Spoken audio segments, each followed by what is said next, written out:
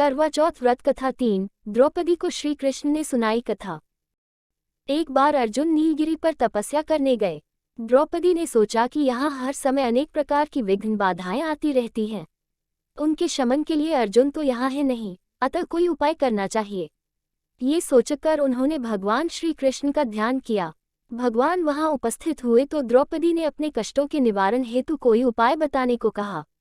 इस पर श्री कृष्ण बोले, एक बार पार्वती जी ने भी शिव जी से यही प्रश्न किया था, तो उन्होंने कहा था कि करवा चौथ का व्रत गृहस्थी में आने वाली छोटी मोटी विघ्न बाधाओं को दूर करने वाला है। ये पित्त प्रकोप को भी दूर करता है। फिर श्री कृष्ण ने द्रौपदी को एक कथा सुनाई। प्राचीन काल में एक धर्मपरायण ब्राह्मण के 7 पुत्र तथा एक पुत्री थी। बड़ी होने पर पुत्री का विवाह कर दिया गया। कार्तिक की चतुर्थी को कन्या ने करवा चौथ का व्रत रखा। 7 भाइयों की लाडली बहन को चंद्रोदय से पहले ही भूख सताने लगी। उसका फूल सा चेहरा मुरझा गया। भाइयों के लिए बहन की यह वेदना असहनीय थी, अतः वे कुछ उपाय सोचने लगे। उन्होंने बहन से चंद्रोदय से पहले ही भोजन करने को कहा, पर बहन न मानी। तब भाइयों ने स्नेहवश पीपल के वृक्ष की आड़ में प्रकाश करके कहा, देखो चंद्रोदय हो गया, उठो, अर्घ्य देकर भोजन करो। बहन उठी और चंद्रमा को अर्घ्य देकर भोजन कर लिया।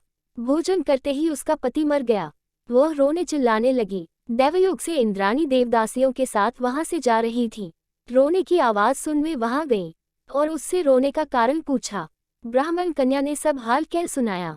तब इंद्राणी ने कहा, तुमने करवा चौथ के व्रत में चंद्रोदय से पूर्व ही अन्न जल ग्रहण कर लिया, इसी से तुम्हारे पति की मृत्यु हुई है।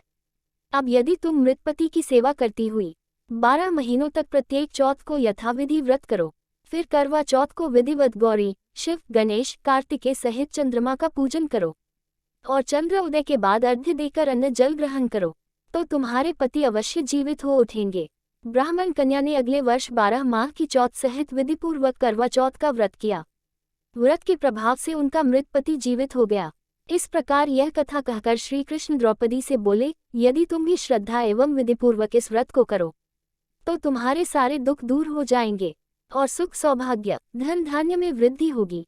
फिर द्रौपदी ने श्री कृष्ण के कथनानुसार करवा चौथ का व्रत रखा। उस व्रत के प्रभाव से महाभारत के युद्ध में कौरवों की हार तथा पांडवों की जीत हुई। अगर आपको हमारा वीडियो पसंद आए तो कृपया लाइक करें, सब्सक्राइब करें और बेल आइकन दबाएं।